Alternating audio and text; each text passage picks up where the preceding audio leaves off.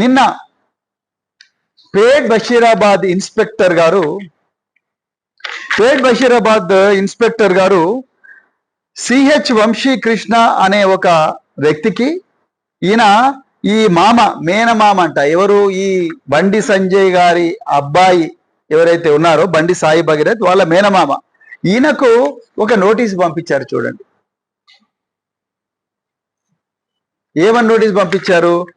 మీరు ఈ విధంగా ఒక అమ్మాయి తల్లి కంప్లైంట్ మీద మా దగ్గర ఒక కేసు బుక్ అయింది. ఆ కేసులో సెక్షన్లు ఆల్టర్ చేయబడ్డవి. అంటే 11, 12 అనే సెక్షన్ కాకుండా 6, 5, 6 అనే సెక్షన్లు మరి పెట్టాము.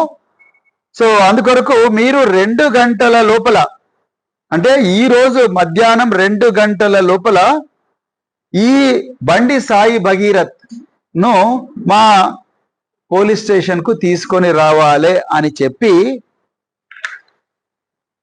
పేట్ బషీరాబాద్ పోలీసులు నోటీస్ ఇచ్చిండ్రు. ఎవరికి ఇచ్చిండ్రు? మేనమామకి ఇచ్చిండ్రు. నేను గౌరవ డీజీపీ గారిని అడుగుతున్నా, మీరు ఈ ప్రెస్ కాన్ఫరెన్స్ తర్వాత చూస్తారని అనుకుంటున్నా. డీజీపీ గారు, మీరు ఒక అమ్మాయిని, మైనర్ బాలికను అత్యంత క్రూరమైన రీతిలో ఉచ్చులో వేసుకొని ఆమె మీద చేయరాని నేరాలు, అత్యాచారాలని చేసి 5 రోజుల నుండి పరారీలో ఉన్న వ్యక్తి యొక్క తండ్రిని వదిలేసి మేనమామకి ఇచ్చిండ్రు. ఎందుకో తెలంగాణ ప్రజలకు చెప్పాలి. సహాయ మంత్రి బండి సంజయ్ కుమార్ గారు నిన్న సాయంత్రం 6 గంటల ప్రాంతంలో వేలాది మంది హనుమాన్ భక్తులను ఉద్దేశించి ఆయన పెద్ద ఎత్తున స్పీచ్ కూడా ఇచ్చాడు. నాకు ఎవరైతే నాతో పెట్టుకుంటారో, నాతో కెలుకుతారో వాళ్ళ అంతు చూస్తాను అని చెప్పి బెదిరించాడు కూడా. మీరు ఆ బండి సంజయ్ కుమార్ గారికి నోటీస్ ఇవ్వకుండా మీరు ఎవరికి ఇచ్చిండ్రు నోటీసు? డీజీపీ గారు, బండి సంజయ్ అంటే ఆ బండి సాయి భగీరథ్ యొక్క మేనమామకు నోటీస్ ఇచ్చిండ్రు.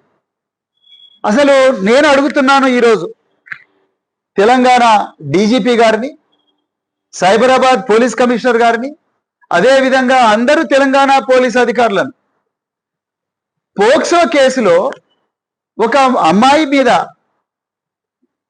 చెప్పలేనన్ని సార్లు అత్యాచారం చేసిన నిందితుడిని ఆయనకు నోటీస్ ఇవ్వాల్సిన అవసరం ఏముందండి? ఎక్కడ ఏ చట్టంలో రాసింది నిందితుడికి, నిందితుడి మామకు నోటీస్ ఇవ్వాలని రాసింది? ఈరోజు మీరు బండి సంజయ్ గారు, మన డీజీపీ గారు, మీరు చెప్పాలి. సొంత వాళ్ళ నాన్ననే నిన్న కరీంనగర్ మెయిన్ రోడ్డు మీద వేలాది మందిని ఉద్దేశించి ఆయన మాట్లాడుతున్నాడు. ఇప్పుడు